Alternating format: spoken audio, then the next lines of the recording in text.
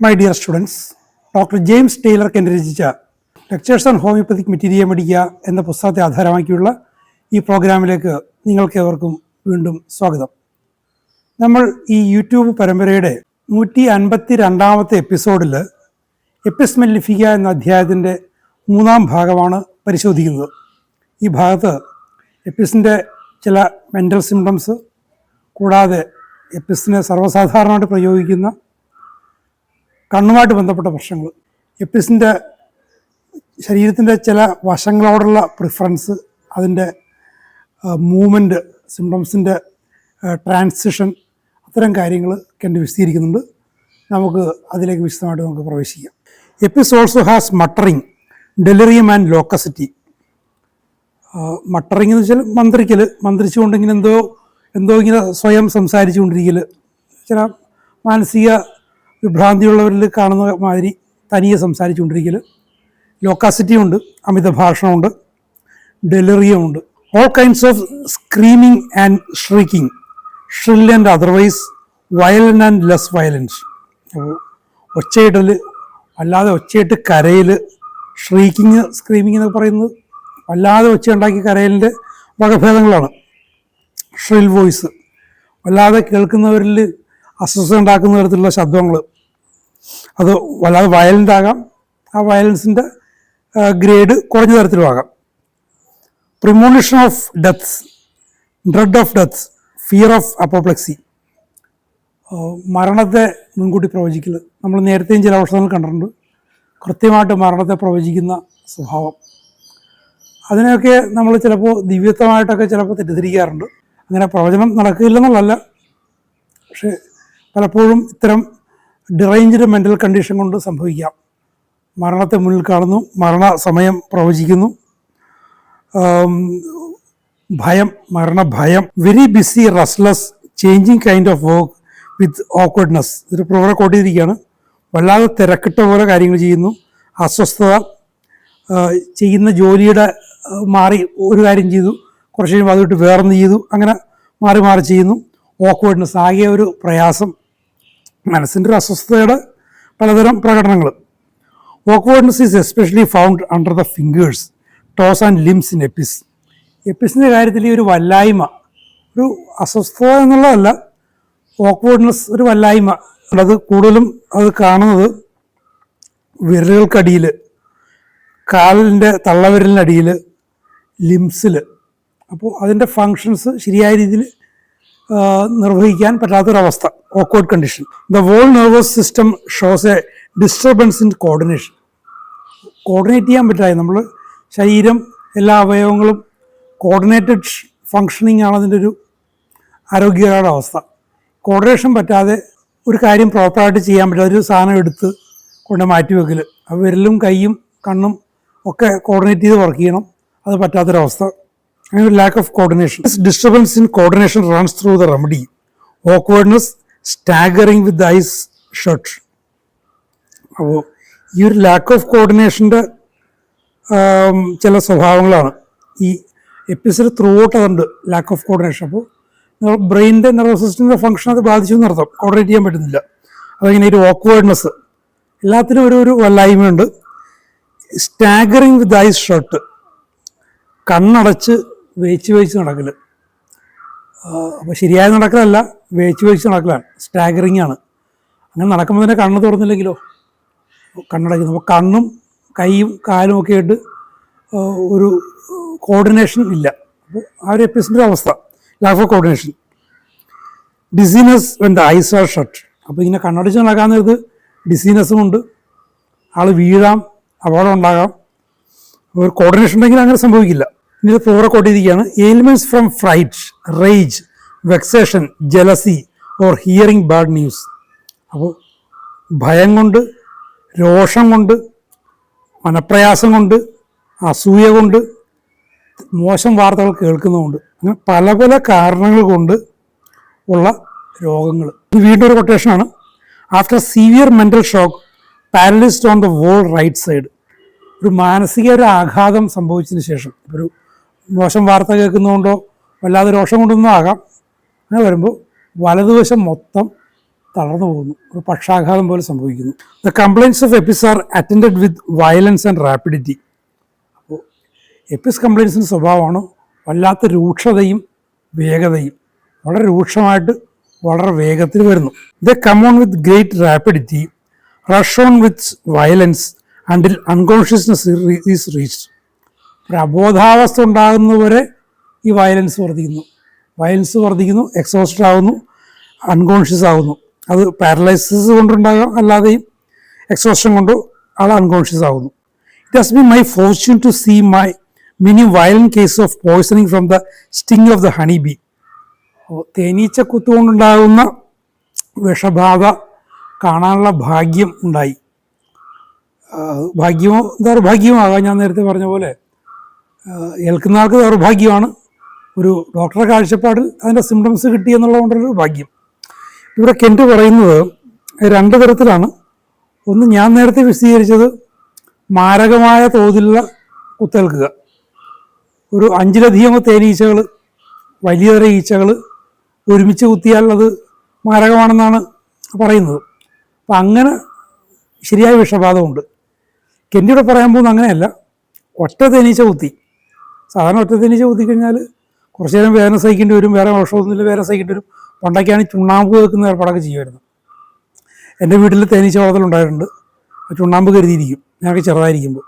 തേനീച്ച സാധാരണ കുത്തും, അപ്പോൾ ഇത് ചുണ്ണാമ്പെടുത്ത് വെക്കും, വേദന കുറയുമോ ഇല്ലയോ, ചിലപ്പോൾ ചുണ്ണാമ്പിൻ്റെ പൊള്ളൽ കൊണ്ട് വേദന അറിയാത്തതാകാം. പക്ഷെ ഇവിടെ അതല്ല, ഒറ്റ തേനീച്ച കുത്തിയത് കൊണ്ട് പോയിസണിങ് ഉണ്ടാകുന്നു. അവിടെ എന്താ, എപ്പിസിനോട് ഓവർ സെൻസിറ്റിവിറ്റി ഉണ്ട്, തേനീച്ച വിഷത്തോട് ഓവർ സെൻസിറ്റിവിറ്റി. അപ്പം അങ്ങനത്തെ സന്ദർഭത്തിൽ ട്രീറ്റ്മെൻറ്റ് എങ്ങനെയാകണം, എങ്ങനെ അതിനെ അപ്രോച്ച് ചെയ്യണമെന്നതിനെ കുറിച്ചാണ് എന്നോട് പറയാൻ പോകുന്നത്. When the oversensitive patient is poisoned by the sting, he is dreadfully sick. എപ്പിസിനോട് ഓവർ സെൻസിറ്റീവ് ആണ്.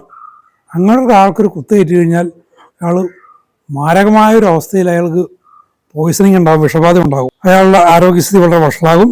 The majority of people in the course of their life have been stung by the honey bee, and a mere little sting occurs in the region of the sting. A swelling as big as a robin's egg or a hen's egg at most, without constitutional states. അതായത് സാധാരണഗതിയിലൊക്കെ തേനീച്ച കടി കേൾക്കുന്ന ആളുകൾ എന്താ, ചെറിയൊരു നീർക്കടൽ, ഒരു ചെറിയൊരു കിളിയുടെ മുട്ടയോളം വലുപ്പം ഒരു കല്ലിപ്പുണ്ടാവും. അതാണ് ഈ റോബിൻ്റെ, ഒരു കുരുവിയുടെ മുട്ട കുഞ്ഞ് വലുപ്പത്തിൽ, അതിൽ കഴിഞ്ഞൊന്നും ഉണ്ടാവില്ല. വിത്തൗട്ട് കോൺസ്റ്റിറ്റ്യൂഷണൽ സ്റ്റേറ്റ്സ്, അയാളുടെ കോൺസ്റ്റിറ്റ്യൂഷനെ ബാധിക്കുന്ന പ്രശ്നമൊന്നും ഉണ്ടാവില്ല. ഒരു പെരിഫറലായിട്ടുള്ള പ്രശ്നം, ഇത്തിരി വേദന സഹിക്കുന്നു, കുറച്ച് കഴിയുമ്പോൾ അത് പോകുന്നു. That is when the individual is not sensitive to Apis. എപ്പിസിനോട് സെൻസിറ്റീവ് അല്ലാത്തൊരവസ്ഥയിൽ. He may have been stung in half a dozen places and each one gives him a little lump.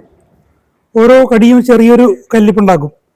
But you meet one who is sensitive to sting of the honey bee, and if he gets one sting on any place of his body, he comes on with nausea and anxiety that makes him feel that he's dying. അപ്പോൾ over sensitive പേഷ്യൻറ്റിന് ഒരു കടി കിട്ടിക്കാൻ സംഭവിക്കുന്നത് എന്താണ്, ഓക്കാനം ഉണ്ടാകുന്നു, വല്ലാത്ത ഉത്കണ്ഠയുണ്ടാകുന്നു, താൻ മരിക്കാൻ പോവുകയാണെന്നുള്ള ചിന്തയുണ്ടാകുന്നു. അത്രയ്ക്ക് പ്രയാസങ്ങൾ അവരുണ്ടാകുന്നു. And in about 10 minutes he is covered with urticaria from head to foot. ഒരു 10 മിനിറ്റ് കൊണ്ട് അടിമുടി ശരീരം മുഴുവൻ ഇങ്ങനെ തടിച്ച് വീർത്ത് വരുന്നു. He stings and burns and wants to be bath in cold water. അപ്പോൾ അയാൾക്ക് ആകെ കുത്തുന്ന വേദന, പൊള്ളൽ, എപ്പിസിൻ്റെ ജനറൽ കണ്ടീഷൻ, പൊള്ളൽ, കുത്തുന്ന വേദന, തണുപ്പ് കൊണ്ട് അമിലറേഷൻ ഉണ്ട്, തണുത്ത വെള്ളം കൊണ്ട് അയാൾക്ക് കുളിച്ചാലേ ആശ്വാസം കൊണ്ടുള്ള ചിന്ത. He fears that he will die if something is not done to mitigate his suffering. തൻ്റെ സഹനത്തെ ശമിപ്പിക്കാൻ എന്തെങ്കിലും ചെയ്തില്ലെങ്കിൽ താൻ മരിച്ചു പോകുമെന്നുള്ള ചിന്ത. അപ്പോൾ അയാളുടെ ശരീരത്തെയും അയാളുടെ മനസ്സിനെയും അയാളുടെ വില്ലിനെയൊക്കെ എപ്പിസ് പോയ്സണിങ്, ഒരു കുത്തുകൊണ്ടുള്ള പോയ്സണിങ് അയാൾ ബാധിച്ചു കഴിഞ്ഞു എന്നർത്ഥം. Rolls and tosses as if he would tear himself to pieces. വേദന കൊണ്ട് അയാൾ കിടന്നുണ്ട് ഉരുളുന്നു, നിലത്ത് കിടന്ന് ഉരുളുന്നു, മേലേക്കും കീഴേക്കും കിടന്ന് ചാടുന്നു, സ്വയം പല കഷ്ണങ്ങളായിട്ട് കീറി മുറിഞ്ഞ് പോവുകയാണോ എന്നുള്ള തോന്നൽ അയാൾക്കുണ്ടാകും. അങ്ങനത്തെ ഒരു ചിന്ത, അത്രയ്ക്ക് വലിയ പ്രയാസങ്ങളുണ്ടാകുന്നത്. Have seen all these symptoms come on after എപ്പിസ്.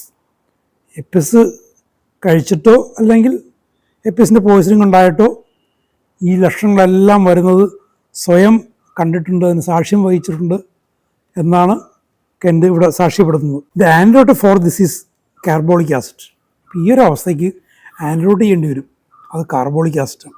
നമ്മൾ നേരത്തെ പറഞ്ഞ പോലെ തേനീച്ച വിഷം ബാധിച്ച് സാധാരണ ആളുകൾക്കുണ്ടാകുന്ന പോയിസണിങ് അല്ല, ഹൈപ്പർ സെൻസിറ്റിവിറ്റി ഉണ്ടാകുന്ന പ്രശ്നങ്ങൾ.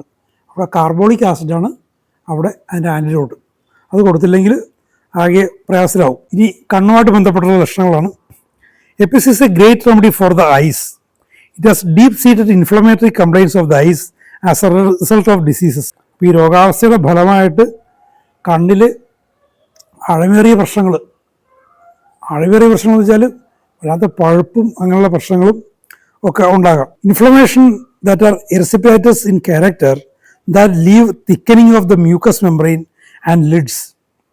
അപ്പോൾ കണ്ണിലെ ശ്ലേഷ്മസ്തരം മ്യൂക്കസ് മെംബ്രെയിനും ഐലിഡ്സും തിക്കായിട്ട് കണ്ണിങ്ങനെ ഒട്ടിയിരിക്കും, തുറക്കാൻ പറ്റാത്ത രീതിയിൽ പോലും ഇരിക്കും. And white spots over the I.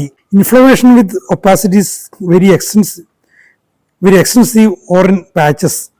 അപ്പോൾ കണ്ണിൻ്റെ സുതാര്യമല്ലാത്ത സ്ഥലങ്ങളിലുള്ള നീർവീക്കം ഓരോ പാച്ചസായിട്ടോ അത് മൊത്തത്തിലോ ആകാം. എൻലാർജ് ബ്ലഡ് വെസൽസ്, രക്തധമനികളല്ലാതെ വീർത്ത് കെട്ടിയിരിക്കുന്നു, ചുവന്ന് നിർത്തിയിരിക്കും. When the inflammatory condition is active, it is attended with edema of the lids, both upper and lower, and the whole face is sometimes in a state of edema, such as you would expect to see after the bee sting. ആകെ നീർവന്ന് വീർത്തിരിക്കുന്ന അവസ്ഥ. കണ്ണുകൾ കണ്ട പോളകൾ മാത്രമല്ല, മുഖം മുഴുവൻ തേനീച്ചക്കുത്ത് ഏറ്റ് വരുന്ന പോലത്തെ അവസ്ഥ.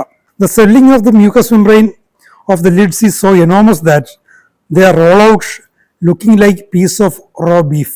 അപ്പോൾ ഈ ഒരു നീർവീക്കം അല്ലെങ്കിൽ നീർക്കെട്ട് എന്ന് പറയുന്നത് ചെറിയ തരത്തിലല്ലത്, കണ്ടാൽ ഭയന്നു പോവും. നീർവീക്കം ഉണ്ടായിട്ട് ഈ കൺപോളയുടെ കീഴ്ഭാഗം പുറത്തേക്ക് തള്ളി വരും. പുറത്തേക്ക് തള്ളി വന്നിട്ട് മാംസത്തുണ്ട് പോലെ ഇങ്ങനെ വീർത്തിരിക്കും. ഇങ്ങനത്തെ ഒരു കാഴ്ച എൻ്റെ ചെറുപ്പത്തിൽ ഞാൻ കണ്ടിട്ടുണ്ട്. ഞാൻ നേരത്തെ ഞങ്ങളുടെ നാട്ടിലെ കുമ്പളങ്ങിയിലെ ആസ്ഥാന ഹോമിയോപ്പതായിരുന്നൊരു രാമസാറിനെ കുറിച്ച് ഞാൻ പറഞ്ഞിട്ടുണ്ട്. റിട്ടയർഡ് അധ്യാപകനായിരുന്നു. എൻ്റെ ഇളയച്ചന് അവിടെ ഒരു കടയുണ്ടായിരുന്നു കുമ്പളങ്ങിയുടെ സെൻറ്ററിൽ. അങ്ങനെ നേരെ എതിർവശമായിരുന്നു ഈ രാമസാറിൻ്റെ ക്ലിനിക്ക്. ഹൈസ്കൂൾ വിദ്യാർത്ഥിയൊക്കെ ആയിരിക്കുന്ന സമയത്ത് കുറേ കടയിൽ അവധി ദിവസങ്ങളൊക്കെ പോയിരിക്കുമ്പോൾ അവിടുന്ന് രോഗികളെയൊക്കെ കാണാറുണ്ട്. ഒഴിവ് സമയം കിട്ടുമ്പോൾ രാമസാറോട്ട് സംസാരിക്കുകയൊക്കെ ചെയ്യുമായിരുന്നു. ഒരിക്കലും അവിടെ എനിക്ക് പരിചയമുള്ള ഒരാൾ, അന്ന് അയാൾക്കൊരു 25 വയസ്സൊക്കെ കാണും, നല്ല ഉയരവും മറ്റുമൊക്കെ ഉണ്ടായിട്ട് ആരോഗ്യവാനായ ഒരു ചെറുപ്പക്കാരൻ. ഇയാൾ കണ്ണ് മൊത്തം മൂടിക്കെട്ടിയാണ് വന്നത്. ഇയാൾ വന്നിരിക്കുന്നത് ഇയാൾക്ക് കണ്ണിക്കേട് അല്ലെ ചെങ്കണ്ണ് കൺജക്റ്റിവിറ്റീസ് വന്നിട്ട് അയാൾ സാധാരണഗതിയിൽ ചികിത്സക്കൊന്നും പോകാറില്ല ആളുകൾ അന്നത്തെ കാലത്ത്. എന്തെങ്കിലും നാട്ടുപ്രയോഗങ്ങൾ, ഈ നന്ദ്യാർവട്ടപ്പൂവ് രാത്രി വെള്ളത്തിലിട്ട് വെച്ചിട്ട് പിറ്റേന്ന് രാവിലെ ആ വെള്ളം കൊണ്ട് കഴുകുക, തുളസി നീരിറ്റിക്കുക, തുളസിയും ഉള്ളിയും കൂടി ചതച്ച് അതിന് നീരിറ്റിക്കുക, അങ്ങനെയുള്ള നാട്ടു ചികിത്സ കൊണ്ട് മാറിപ്പോവും. എന്നിട്ട് മാറിയില്ലെങ്കിൽ അടുത്തുള്ള ഹോമിയോ ഡോക്ടറെ പോയി കാണും. അതാണ് ഞങ്ങളുടെ നാട്ടിലേക്ക് ഉണ്ടാകുന്ന സംഭവം. ഇദ്ദേഹം എന്തുകൊണ്ടാണെന്നറിയില്ല, എറണാകുളം ജനറൽ ആശുപത്രിയോട് ചേർന്ന് അന്ന് കണ്ണാശുപത്രി ഉണ്ട്. കണ്ണാശുപത്രി അന്ന് വളരെ ഡെവലപ്ഡാണ്. കണ്ണാശുപത്രിയിൽ പോയി ചികിത്സിച്ച് കഴിഞ്ഞപ്പോൾ എന്തുകൊണ്ടോ, അയാളുടെ മറ്റ് പ്രശ്നങ്ങൾ കൊണ്ടാണോ എന്തോ അറിയില്ല, കണ്ണ് വല്ലാതെ പഴുപ്പ് വന്നു. അവിടെ അഡ്മിറ്റ് ചെയ്യണമെന്ന് പറഞ്ഞു. അഡ്മിറ്റ് ചെയ്തു. 2-3 ദിവസം കഴിഞ്ഞിട്ടും ശമനമില്ല. കുത്തിവെപ്പുകളൊക്കെ എടുത്തു. അയാളെ ഏതെങ്കിലും എറണാകുളത്തിനുള്ള സ്വകാര്യ ആശുപത്രികളിലേക്കോ അല്ലെങ്കിൽ മെഡിക്കൽ കോളേജിലേക്കോ, കോട്ടയത്ത് ആലപ്പുഴയുള്ള മെഡിക്കൽ കോളേജിലേക്കോ പോകാൻ പറഞ്ഞു. അങ്ങനെ വന്നപ്പോൾ ആകെ ഭയന്ന് പോയി. അപ്പോൾ ആരോ ഒന്ന് രാമസാറിനോട് ചോദിച്ചു. രാമസാർ പറഞ്ഞു നമുക്ക് ചികിത്സിക്കാമെന്നുള്ള കാര്യമേ ഉള്ളൂ. അങ്ങനെ വന്നതാണ്. അന്ന് രാമസാർ ഈ കണ്ണിൻ്റെ കെട്ടഴിപ്പിച്ചു. ഒരു കണ്ണിലായിരുന്നു രൂക്ഷമായിട്ടുണ്ടായിരുന്നത്. അഴിപ്പിച്ച് നോക്കി മരുന്ന് കൊടുത്ത് പോയി കഴിഞ്ഞ് ആൾ ഒഴിഞ്ഞപ്പോൾ ഞാൻ ചെന്ന് ചോദിച്ചു രാമസാറിനോട്, ഞാനന്ന് 8-ലോ 9-ലോ മറ്റോ പഠിക്കുകയാണ്. അദ്ദേഹം പറഞ്ഞു വല്ലാതെ പഴുത്ത് ചീഞ്ഞിരിക്കുകയാണെന്നുള്ള വാക്കാണ് പറഞ്ഞു. പഴുത്ത് ചീഞ്ഞിരിക്കുകയാണ്, കണ്ണ് തുറച്ച് പുറത്തേക്ക് വന്നിരിക്കുകയായിരുന്നു. ഡോക്ടർമാരതുകൊണ്ട്, കണ്ണ് ഡോക്ടർ അതുകൊണ്ട് പേടിച്ച് പോയിക്കാണോ എന്നാണ് രാമസാർ ചെറിയൊരു പുഞ്ചിരിയോട് പറഞ്ഞത്. അപ്പോൾ ഞാൻ ചോദിച്ചു, സാറേ അത് ഹോമിയോപ്പതി ചികിത്സ കൊണ്ട് പ്രശ്നം ഉണ്ടാകും? എന്ത് പ്രശ്നം ഉണ്ടാകാൻ? ഒരു പ്രശ്നം ഉണ്ടായില്ല. എന്നിട്ട് എന്നോട് പറഞ്ഞതാണ്, ആദ്യമായിട്ട് എപ്പിസിനെ കുറിച്ച് കേൾക്കുന്നപ്പോഴാണ്, ആൽബി, നമ്മുടെ തേനീച്ച കൊണ്ട് മരുന്നുണ്ടാക്കും ഹോമിയോപ്പതിയിൽ, വണ്ടിനെ കൊണ്ടുണ്ടാക്കും, എട്ടുകാലിയെ കൊണ്ടുണ്ടാക്കും, അങ്ങനെ പലതിനെ കൊണ്ട് ഹോമിയോപ്പതിയിൽ മരുന്നുണ്ടാക്കും. ഞാൻ ആദ്യം എൻ്റെ പുതിയ അറിവായിരുന്നു അതൊക്കെ. അതിങ്ങനെ തേനീച്ചയെ കൊണ്ടുണ്ടാക്കുന്ന മരുന്നുണ്ട്, തേനീച്ച കുത്തുമ്പോൾ ഉണ്ടാകുന്ന പോലുള്ള വേദന. അപ്പോൾ എന്നോട് അറിയാമെന്ന് ഞാൻ അറിയാം, വീട്ടിൽ തേനീച്ച വളർത്തിയിട്ടുണ്ട്, എനിക്കറിയാം. അങ്ങനത്തെ വേദന, കണ്ണിൽ അങ്ങനെ സൂചിക്ക് കുത്തുന്നത് പോലുള്ള, കണ്ണിലെന്തോ മരക്കഷ്ണം തറഞ്ഞിരിക്കുന്നത് പോലുള്ളൊരു വേദനയാണ്. ഇവിടെ വന്നപ്പോഴും പറഞ്ഞു, ഡോക്ടർമാരൊക്കെ പരിശോധിച്ചിട്ട് ഇല്ലെന്നാണ് പറഞ്ഞത്, എന്നാലും രാമസാറൊന്ന് നോക്ക്, കണ്ണിൽ വല്ലതും തറഞ്ഞിരിപ്പുണ്ടോ എന്ന് നോക്ക്, അങ്ങനത്തെ വേദനയാണെന്നാണ് പറഞ്ഞത്, നമ്മൾ നേരത്തെ കണ്ടത്. അപ്പോൾ അതുകൊണ്ടുള്ള മരുന്ന് ഞാൻ കൊടുത്തിട്ടുണ്ട്, അതുകൊണ്ട് മാറും. പിന്നെ കണ്ണിൽ ഇറ്റിക്കുന്നൊരു മരുന്നുണ്ട്, ആ മരുന്നും ഇറ്റിച്ച് കൊടുത്തിട്ടുണ്ട്. എല്ലാ ദിവസവും വന്ന് കണ്ണിൽ മരുന്ന് ഇറ്റിക്കാൻ പറഞ്ഞിട്ടുണ്ട്. കണ്ണ് മൂടിക്കെട്ടി വെക്കണ്ട, വീട്ടിൽ പോയ ശേഷം അഴിച്ചു വെച്ചോളാനും പറഞ്ഞിട്ടുണ്ടെന്ന് പറഞ്ഞു. 2-3 ദിവസം കഴിഞ്ഞ് ആണ് ഞാൻ അദ്ദേഹത്തെ പിന്നെ കാണുന്നത്. അങ്ങനെ ഏതാണ്ടൊരു 2 ആഴ്ചയോളം രാമസാറിൻ്റെ അദ്ദേഹം വന്നു പോയിക്കൊണ്ടിരുന്നു. പിന്നീട് കണ്ണൊന്നും കെട്ടില്ലാതെ വന്നു. കുറച്ച് ദിവസം കണ്ടൊരു ചെറിയ ചുവപ്പ് നിറം ഉണ്ടായിരുന്നു, അതങ്ങ് മാറിപ്പോയി. 2-3 ആഴ്ച കൊണ്ട് പൂർണ്ണമായിട്ട് സുഖപ്പെട്ടു പോയി. അത് എപ്പിസാണ് കൊടുത്തതെന്ന് രാമസാർ എന്നോട് പറഞ്ഞത്, തേനീച്ചയെക്കുറിച്ച് പറയാൻ വേണ്ടി പറഞ്ഞതാണ്.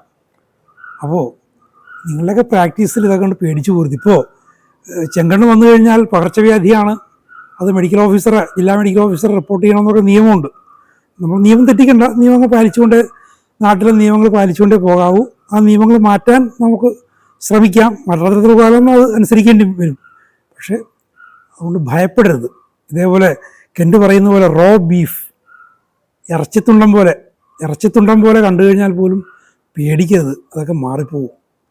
ഇപ്പോൾ ഞാൻ ഈ പറയുന്നത് ഏതാണ്ടൊരു 40, 42, 43 വർഷങ്ങൾക്ക് മുമ്പുള്ള കാര്യമാണ്. അന്ന് പോലും ഒരു അമച്ചർ ഹോമിയോപാത്താണ്, മെഡിക്കൽ കോളേജിൽ പഠിച്ചിട്ടില്ല, LP സ്കൂൾ അധ്യാപകനായിരുന്നു. ആ മനുഷ്യൻ ചികിത്സിച്ച കാര്യമാണ് പറഞ്ഞത്.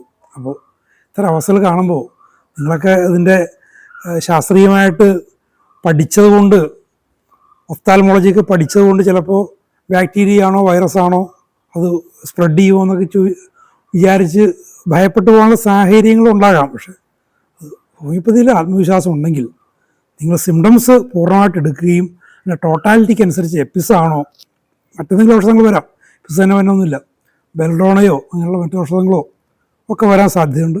എന്താണോ ഇൻഡിക്കേഷൻ അനുസരിച്ച് കൃത്യമായിട്ടുള്ള ഔഷധം കൊടുത്തു കഴിഞ്ഞാൽ സുഖപ്പെടുമെന്നുള്ള കാര്യത്തിൽ യാതൊരു സംശയവുമില്ല.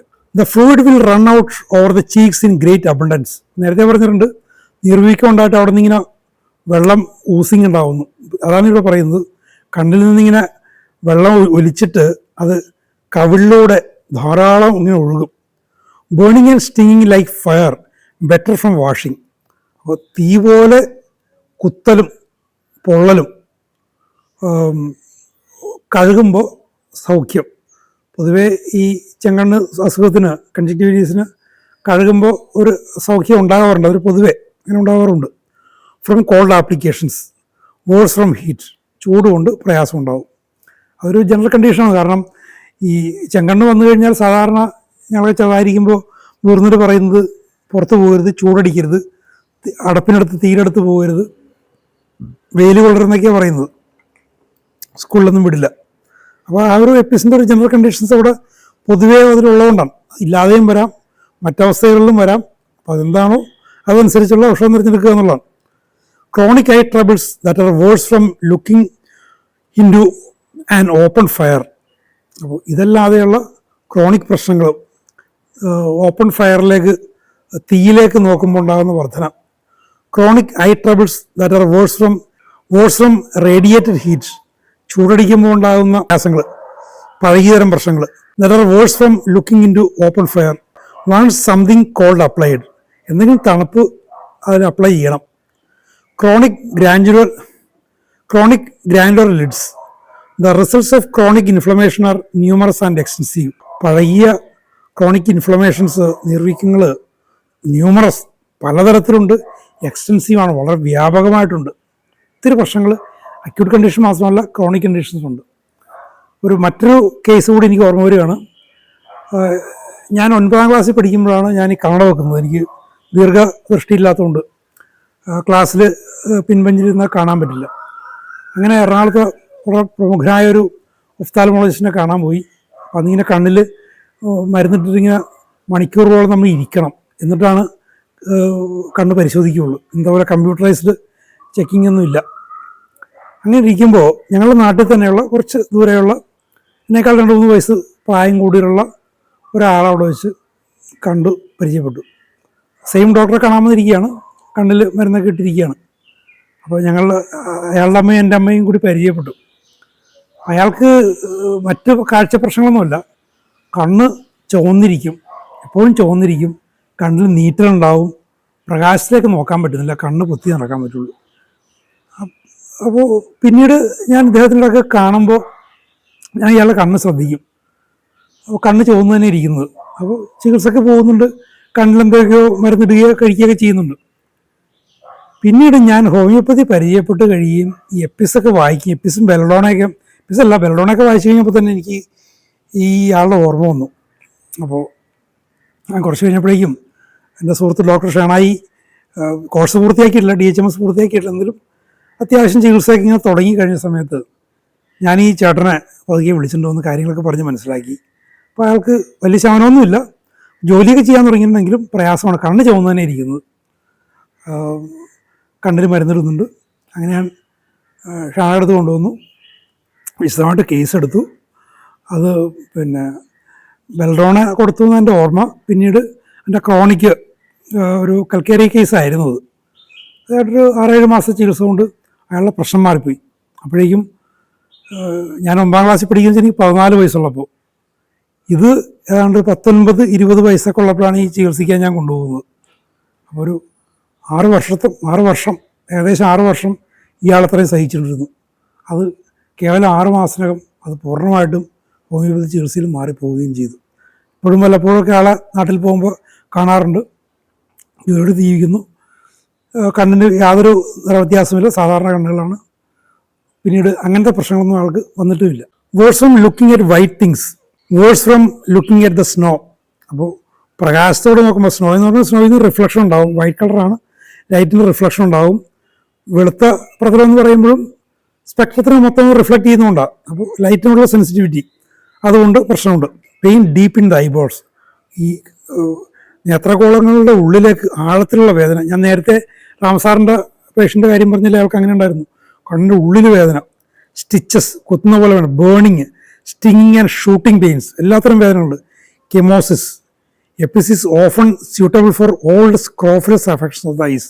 കണ്ണിൻ്റെ പഴകിയ സ്ക്രോഫിലസ് കണ്ടീഷൻസിനെയൊക്കെ എപ്പിസ് വളരെയധികം യോജിക്കുന്നതാണ്. Vascular affections, the veins are enlarge, രക്തക്കൊഴലുകളെ ബാധിക്കുന്നു. രക്തക്കൊഴലിങ്ങനെ വീർത്ത്, ഞാൻ നേരത്തെ പറഞ്ഞ കേസിൽ ഇങ്ങനെ കണ്ണിങ്ങനെ വീർത്ത്, അതല്ല രക്തക്കൊഴൽ നോക്കിങ്ങനെ കാണാൻ ഇങ്ങനെ വീർത്ത് കെട്ടിങ്ങനെ ഇരിക്കും. Iritis, congestion of the eyes, blood vessels injected, all conjunctiva inflamed, conjunctiva മൊത്തം നീർവീക്കം വന്നിരിക്കുന്നു. ഫോട്ടോഫോബിയ എന്ന് നേരത്തെ പറഞ്ഞ വെളുത്ത വസ്തുക്കളോടും സ്നോയിനോടും നോക്കാൻ പറ്റാത്തൊരവസ്ഥ ഫോട്ടോഫോബിയയുടെ തന്നെ ഒരു ഭാഗമാണത്. Rheumatic ophthalmia, that is a high grade of inflammation of the eyes in rheumatic subjects. Rheumatic സ്റ്റേറ്റിലുള്ള ആളുകളിൽ കണ്ണുകളിൽ ഹൈ ഗ്രേഡ് വളരെ രൂക്ഷമായിട്ടുള്ള നിർവീക്കം. Catarrhal inflammation of the eyes, scrofulous inflammation of the eyes, കണ്ണുമായിട്ട് ബന്ധപ്പെട്ടുള്ള എല്ലാത്തരം പ്രശ്നങ്ങളുണ്ടെന്ന് വിചാരിച്ചാൽ മതി. Hot tears gush out of the eyes, കണ്ണിൽ നിന്ന് വെള്ളം ഇങ്ങനെ ചൂടുള്ള വെള്ളം ഇങ്ങനെ കണ്ണീരിങ്ങനെ ഒഴുകിക്കൊണ്ടിരിക്കും. Burning in the eyes, erysipelas of the eyes and sides of the face, കണ്ണിലും മുഖത്തിൻ്റെ വശങ്ങളിലുമൊക്കെ erysipelatous condition. Extending from right to left, മറ്റു സ്വഭാവം പറയുന്നത് വലതുവശത്ത് നിന്ന് ഇടതുവശത്തേക്കുള്ള ഒരു ട്രാൻസ്മിഷൻ. അത് വിറ്റാലിസിലാണ് പറയുന്നത്. എപ്പിസിൽ അതൊരു ജനറൽ കണ്ടീഷനാണ്. Direction is an Apis feature in many other respects. Erysipelas commences on the right side of the face, extends of the nose to the left side. അപ്പോൾ എറിസിപ്പിലാറ്റിസ് കണ്ടീഷൻസ് മുഖത്തിൻ്റെ വലതുവശത്ത് തുടങ്ങി മൂക്കിലൂടെ ഇടതുവശത്തേക്ക് അത് പടരുന്നു. Inflammation commences in the right side of the abdominal viscera and extends of the left. അടിവയറ്റിലെ ആന്തരാവയവങ്ങൾ, വയറ്റിലെ അവയവങ്ങളിലും വലതുവശത്ത് തുടങ്ങി ഇടതുവശത്തേക്കത് സംക്രമിക്കുന്നു. In inflammation of the ovary the right is preferred to the left. Ovarial പ്രശ്നങ്ങളിൽ ഇതേപോലുള്ള കുത്തുന്ന വേദനയും ബേണിങ്ങുള്ള പ്രശ്നങ്ങളും വലതുവശത്താണ് സാധ്യത കൂടുതൽ. ആദ്യം വലതുവശത്ത് വരാം, പിന്നെ ഇടതുവശത്തേക്ക് പോവുകയോ പോകാതിരിക്കുകയോ ചെയ്യാം. പ്രിഫറൻസ് വലതുവശമാണ്. Right side of the uterus is preferred. ഗർഭപാത്രത്തിൽ പോലും റൈറ്റ് സൈഡാണ്. Pains in the whole right side of the pelvis extending over towards left. Pelvic പെയിൻസിലും വലതുവശത്ത് നിന്ന് ഇടതുവശത്തേക്ക് അത് എക്സ്റ്റെൻഡ് ചെയ്യുന്നു. Burning, stinging here and there extending from right to left. ഈ പൊള്ളലും കുത്തല്ലാനുള്ള വേദനകളും ഒക്കെ തന്നെ വലതുവശത്ത് നിന്ന് ഇടതുവശത്തേക്ക് സംക്രമിക്കുന്ന ഒരു സ്വഭാവമാണത്. അതും എപ്പിസിൻ്റെ ഒരു സ്വഭാവമാണ്. അപ്പോൾ ഇത്തരം ജനറൽ കണ്ടീഷൻസ് വന്നു കഴിഞ്ഞാൽ കണ്ണുമായിട്ടുള്ള ബന്ധപ്പെട്ട പ്രശ്നങ്ങൾ മുതൽ അടിവയറ്റിൽ ഉദരപ്രശ്നങ്ങൾ, ഓവറിയുടെ പ്രശ്നങ്ങൾ, ഗർഭപാത്രത്തിൻ്റെ പ്രശ്നങ്ങൾ ഒക്കെ അത് ഹീൽ ചെയ്യും. ജനറൽ കണ്ടീഷൻസ് എഗ്രി ചെയ്ത് കഴിഞ്ഞാൽ അതാണ് എപ്പിസ് എന്നുള്ള ഔഷധത്തിൻ്റെ സ്കോപ്പ്. നമുക്ക് ധൈര്യമായിട്ട് സിംറ്റംസ് കൃത്യമാണെങ്കിൽ ധൈര്യമായിട്ട് പ്രയോഗിക്കാവുന്നതാണ്. വളരെ വേഗത്തിൽ ഫലം കാണുന്നതുമാണ്. അതുകൊണ്ട് ശരിയായ രീതിയിൽ മനസ്സിലാക്കി നമുക്ക് പ്രയോഗിക്കാം. എപ്പിസിനെ കുറിച്ചുള്ള കൂടുതൽ വിലപ്പെട്ട വിവരങ്ങൾ തുടർന്നും പറയുന്നുണ്ട്. അവയും നമുക്ക് ശ്രവിക്കാം. അപ്പോൾ ഇതുവരെ ഈ പ്രോഗ്രാം ശ്രവിച്ച നിങ്ങൾക്ക് എല്ലാവർക്കും പറയുന്നത് നന്ദി. ഈ പരമ്പര, ഈ ഒരു ചാനൽ സബ്സ്ക്രൈബ് ചെയ്യാത്തവരുണ്ടെങ്കിൽ ദയവായി സബ്സ്ക്രൈബ് ചെയ്യുക, വീഡിയോ ലൈക്ക് ചെയ്യുക, ഇനിയും ഇത് പരിചയപ്പെട്ടില്ലാത്ത സുഹൃത്തുക്കൾക്ക്, മറ്റ് വിദ്യാർത്ഥികൾക്ക് ഇത് പരിചയപ്പെടുത്തുക. Thank you very much for watching.